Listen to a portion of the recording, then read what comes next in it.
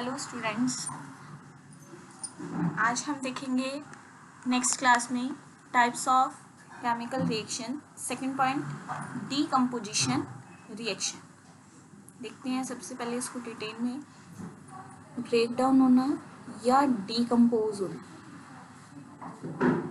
क्या बोल सकते हैं, डीकम्पोज होना। Decompose या breakdown, those reactions in which two or more substances break down, जिसमें substances break down होते हैं into two or more substances, यानी दो से ज़्यादा substances क्या हो जाते हैं, टूट जाते हैं। ये बिल्कुल रिवर्स है किसका, reverse of combination reaction. Combination reactions जो होती है उसमें क्या था, हमने देखा था सिंगल प्रोडक्ट होता था। क्या होता था, सिंगल प्रोडक्ट। लेकिन इसमें हम क्या देखेंगे कि हमारा क्या होता है, सिंगल रिएक्टेंट होता है। जो सिंगल रिएक्टेंट होता है वो किस में कन्वर्ट हो जाता है, डीकम्पोज हो जाता है टू और मोर सब्सटेंसेस में। फॉर एग्जाम्पल देखते हैं हम लोग। फॉर एग्जाम्पल जैसे कि CaCO3 है, कैल्शियम कार्बोनेट। जब हम इसको डिकम्पोज करते हैं तो कैल्शियम ऑक्साइड प्लस CO2 बन जाता है। किसकी प्रेजेंस में, जब हम इसको हीट देते हैं। जैसे कि AgCl2 है, इसको जब हम लोग सनलाइट की प्रेजेंस में रखते हैं तो ये भी डिकम्पोज हो जाता है सिल्वर और क्लोराइड में। ऐसे ही अगर वाटर है H2O, अगर इसको हम इलेक्ट्रोलिसिस करवाते हैं यानी इलेक्ट्रिसिटी प्रोवाइड करवाते हैं तो ये हाइड्रोजन और ऑक्सीजन दो में अलग अलग में डिस्ट्रीब्यूट हो जाते हैं। जो डीकम्पोजिशन रिएक्शन है वो तीन टाइप की हो सकती है। नंबर 1, थर्मल यानी ऐसी रिएक्शंस जो किस वजह से होती है, हीट की वजह से डीकम्पोज करती है। सेकंड, इलेक्ट्रोलिटिक, यानी कि जब किसी इलेक्ट्रिसिटी या इलेक्ट्रिक करंट की वजह से क्या हो, सब्सटेंस ब्रेक डाउन हो जाए, डीकम्पोज हो जाए, उसको हम बोलते हैं decomposition reaction. Number 3, photolytic decomposition reaction, यानी जब सनलाइट की प्रेजेंस में आपका जो सब्सटेंस है वो क्या हो जाए, ब्रेक डाउन हो जाए। जैसे कि हमने ऊपर जो एग्जांपल देखी, ये हीट की वजह से था, यानी ये कौन सी रिएक्शन है, थर्मल डीकम्पोजिशन। ये सनलाइट की प्रेजेंस में था, इसलिए ये फोटोलिटिक डीकम्पोजिशन। और ये जो इलेक्ट्रिसिटी की वजह से था, ये है हमारा इलेक्ट्रोलिटिक, यानी इलेक्ट्रिसिटी की वजह से। इसको और डिटेल में देखते हैं हम।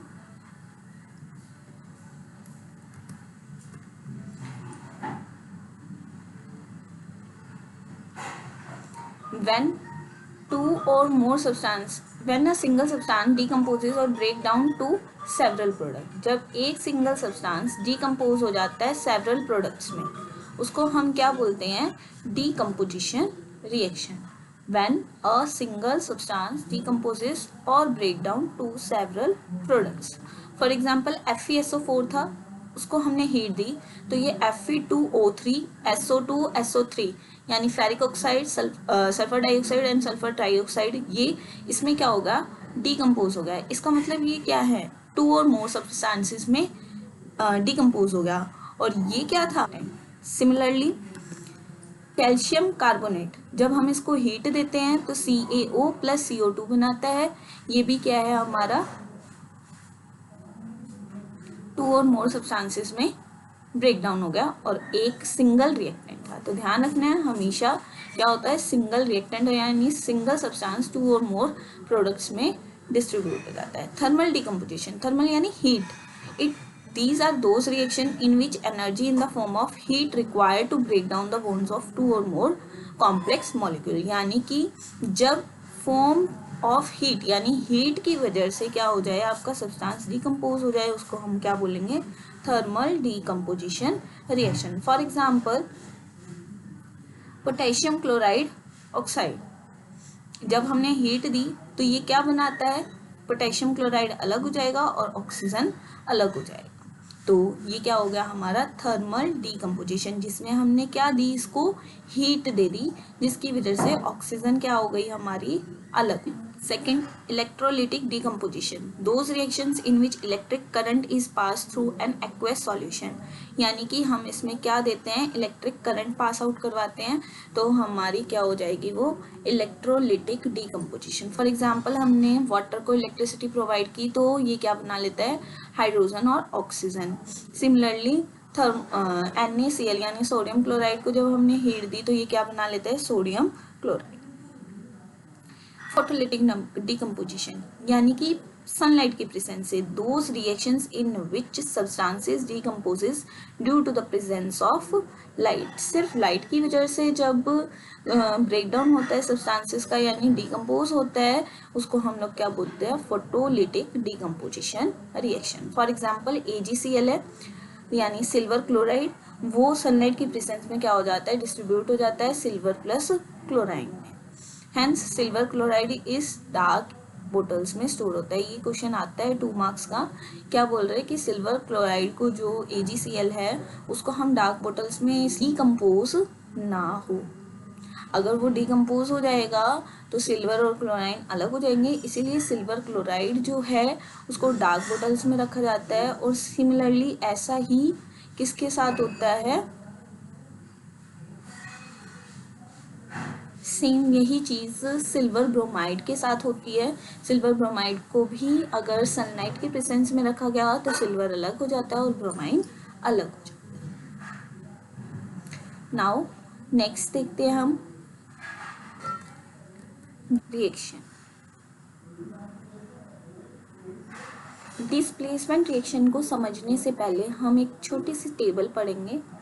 कनिका, मांगे, ऑल्टो, जेन, फरारी, पंजाब, हरियाणा, कौन, होगा, आगे, आओ, प्लेटिन। देखिए आप ये टेबल को नोट कर लीजिए, इसको शॉर्ट फॉर्म है लर्न करने की, एक मेमोरी ट्रिक है। मेमोरी ट्रिक क्या है, कनिका, मांगे, ऑल्टो, जेन, फरारी, पंजाब, हरियाणा, कौन,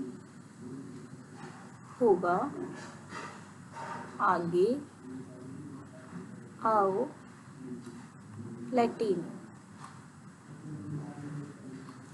आप लोगों को एलिमेंट्स पता है, के यानी potassium, sodium, calcium, magnesium, aluminium, zinc, iron, lead, hydrogen, copper, mercury, silver, gold and platinum. जितना हम सीरीज के ऊपर की तरफ जाएंगे, जितना हम सीरीज की ऊपर की तरफ जाएंगे वो उतना ही क्या होगा, हाई रिएक्टिव होगा, और जितना नीचे की तरफ जाएंगे उतना ही लेस रिएक्टिव होगा, उतना ही लेस रिएक्टिव होगा। तो डिस्प्लेसमेंट रिएक्शन क्या कहती है, अब यूज क्या है इसका, देखिए कि जब हम मोर रिएक्टिव एलिमेंट डिस्प्लेस कर देता है लेस रिएक्टिव एलिमेंट को, उसको क्या कहते हैं, हम डिस्प्लेसमेंट रिएक्शन कहते हैं। देखो इसको एग्जाम्पल से समझते हैं और इजीली समझ आएगा। एग्जाम्पल जैसे कि मैंने लिखा Zn प्लस HCl, अब ये क्या कंपाउंड बनेगा, कंपाउंड क्या बनेगा, देखो पहले हम Zn को देखते हैं और हाइड्रोजन को देखते हैं कि कौन ज़्यादा रिएक्टिव है। देखो Zn यहाँ पर आ रहा है और हाइड्रोजन यहाँ पर आ रहा है, तो जो ऊपर होगा वो क्या है, हाई रिएक्टिव है, और जो नीचे है वो क्या है, लेस रिएक्टिव है। इसका मतलब जो हाई वाला है वो क्या कर देगा, लेस वाले को डिस्प्लेस कर देगा यानी जगह ले लेगा। तो यानी कि ये इसकी जगह आ गया ZnCl2 बना लिया जिंक क्लोराइड प्लस अब हाइड्रोजन तो अकेला रह गया यानी कि H2। इसे कहते हैं हम लोग डिस्प्लेसमेंट रिएक्शन। एक और देखते हैं वापस से। कॉपर कहाँ है, देखो ये रहा कॉपर और ये रहा हाइड्रोजन। तो यानी मोर रिएक्टिव कौन है, हाइड्रोजन। लेस रिएक्टिव कौन है, hydrogen is more reactive and copper is less reactive. तो हाइड्रोजन इसको क्या करना चाहिए, डिस्प्लेस करना चाहिए। लेकिन हाइड्रोजन क्या बोलेगा कि मैं अपनी जगह नहीं छोड़ूंगा। क्यों, क्योंकि ये कंपाउंड है और कंपाउंड क्या होते हैं, ज़्यादा स्ट्रॉन्ग होते हैं। तो हाइड्रोजन कहेगा कि मैं अपनी जगह नहीं छोड़ूंगा, तो कॉपर इसको डिस्प्लेस नहीं कर सकता है, हैंस नो रिएक्शन। आपको देखना होगा कि कौन ज़्यादा रिएक्टिव मेटल है। हाँ, नेक्स्ट एग्जाम्पल देखते हैं। कॉपर क्लोराइड होता प्लस हाइड्रोजन होता, अब क्या होता, hydrogen is more reactive. Now hydrogen is more reactive, तो ये कॉपर को कहेगा कि तू साइड हो जा, मुझे जगह दे। तो ये क्या कर लेगा, HCl प्लस कॉपर बना लेगा। हमें ये देखना होगा कि विच इज मोर स्ट्रॉन्ग यानी मोर रिएक्टिव एलिमेंट, वही क्या कर सकता है, लेस रिएक्टिव एलिमेंट को डिस्प्लेस कर सकता है। और डिस्प्लेसमेंट रिएक्शन की कंडीशन ये है कि वो तभी छोड़ेगा अगर वो सिंगल हुआ यानी एलिमेंट हुआ तो ही डिस्प्लेस कर सकता है, कंपाउंड में वो डिस्प्लेस नहीं करता। नेक्स्ट है, इसको और डिटेल में देखते हैं, रीड आउट करते हैं।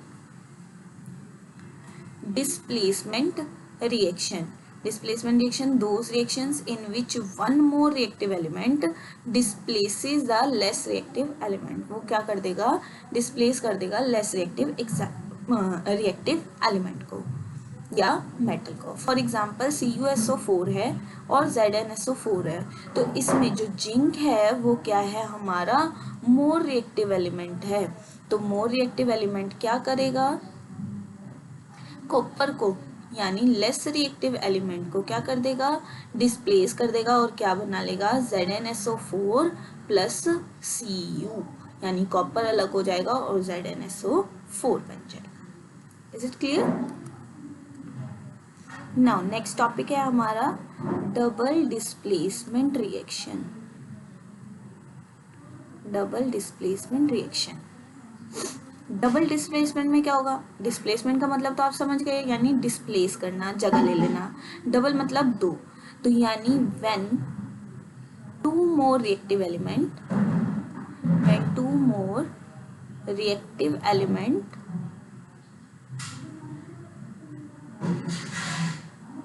डिस्प्लेसेस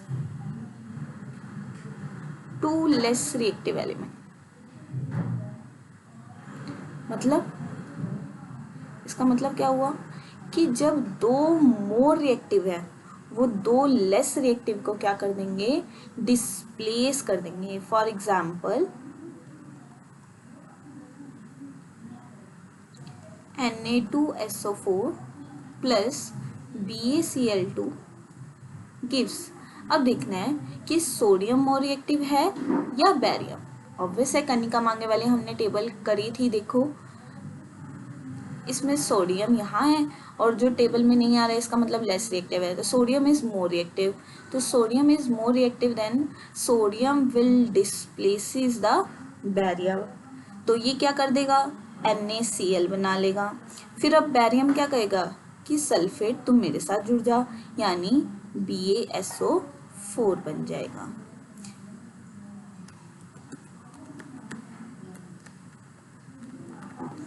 NaCl प्लस क्या बन जाएगा, BaSO4, यानी sodium chloride and barium sulphate. बस ध्यान रखना है कि इसमें दो एलिमेंट एक दूसरे को क्या कर देंगे, डिस्प्लेस कर देंगे और नए कंपाउंड्स को फॉर्म कर लेंगे। देखिए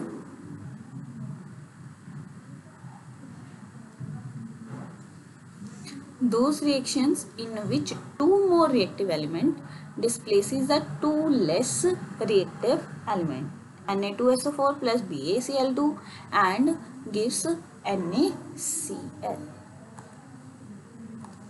अब हम आगे दो पार्ट पढ़ेंगे किसके, डबल डिस्प्लेसमेंट रिएक्शन के। Double displacement reaction, double displacement reaction के दो पार्ट है। Number 1 precipitation reaction, precipitation reaction, and number 2 is neutralization reaction, neutralization reaction। precipitation को हम PPT भी बोल सकते हैं। precipitation reaction, the reaction in which PPT is formed, यानी precipitate is formed, precipitate is formed, जिसमें क्या फॉर्म होता है, precipitate फॉर्म होता है। precipitate का मतलब क्या होता है, a substance which is insoluble in water, जो सब्सटेंस क्या होता है वाटर में सॉल्यूबल नहीं होता, कंप्लीटली डिसॉल्व नहीं होता, उसको हम पीपीटी बोलते हैं, यानी पर्सिपिटेट बोलते हैं। फॉर एग्जांपल चौक, जो चौक है पानी में क्या नहीं होता, कंप्लीटली डिसॉल्व नहीं होता, तो वो क्या है हमारा पीपीटी है, यानी पर्सिपिटेट है। इसी रिएक्शंस को हम क्या बोलते हैं, पर्सिपिटेशन रिएक्शन। जैसे हमने प्रीवियस डबल डिस्प्लेसमेंट में एक एग्जांपल देखा था, क्या, Na2SO4 plus BaCl2 sodium chloride और BaSO4 बनाता है। तो ये BaSO4 क्या है, एक पीपीटी है, यानी पर्सिपिटेट है, जिसमें क्या होता है, अगर हम इसको पानी में डिसॉल्व करेंगे तो ये कंप्लीटली डिसॉल्व नहीं होता, it is insoluble in water. तो जो BaSO4 है वो क्या है हमारा पर्सिपिटेट, जो हमने पीछे एग्जाम्पल की थी। इस पर्सिपिटेट में यानी BaSO4 जो है इसका कलर कैसा होता है, white. Most of precipitate yellow colour के होते हैं, but it may be white also, जैसे कि BaSO4 is white in colour. Number 2 हम देखते हैं न्यूट्रलाइजेशन रिएक्शन। न्यूट्रलाइजेशन रिएक्शन का मतलब क्या होता है, जब कोई एसिड और बेस आपस में क्या हो जाएंगे, रिएक्ट हो जाएंगे, तो वो क्या बनाएंगे, सॉल्ट और वाटर फॉर्म कर लेंगे, उसको हम लोग क्या बोलेंगे, पर न्यूट्रलाइजेशन रिएक्शन। फॉर एग्जांपल हमने एसिड ले लिया HCl और बेस ले लिया NaOH, तो क्या बन जाएगा, देखो डबल डिस्प्लेसमेंट रिएक्शन हो रही है, sodium is more reactive than hydrogen, तो ये क्या बना लेगा, NaCl बना लेगा, और हाइड्रोजन इन हाइड्रोक्साइड के साथ मिक्स होकर क्या बना लेगा, वाटर बना लेगा, तो सॉल्ट और वाटर फॉर्म हो गया। इसी को हम लोग क्या बोलते हैं, न्यूट्रलाइजेशन रिएक्शन। अगर मैं एसिड चेंज कर दूं, H2SO4 कर दूं, प्लस इसको भी चेंज कर दूं, पोटेशियम हाइड्रोक्साइड कर दूं, तो भी सॉल्ट ही बनेगा। ये क्या बन जाएगा, K2SO4 प्लस वाटर, तो K2SO4 इज क्या है, सॉल्ट है। तो सॉल्ट एंड वाटर जिसमें भी बन जाएगा एसिड और बेस की रिएक्शन से, वो क्या हो जाएगा, न्यूट्रलाइजेशन। न्यूट्रलाइजेशन यानी पीएच वैल्यू किसके इक्वल आ जाएगी, 7 के इक्वल आ जाएगी, उसी को हम लोग क्या बोल देंगे, neutralisation reaction. Thank you, bye bye.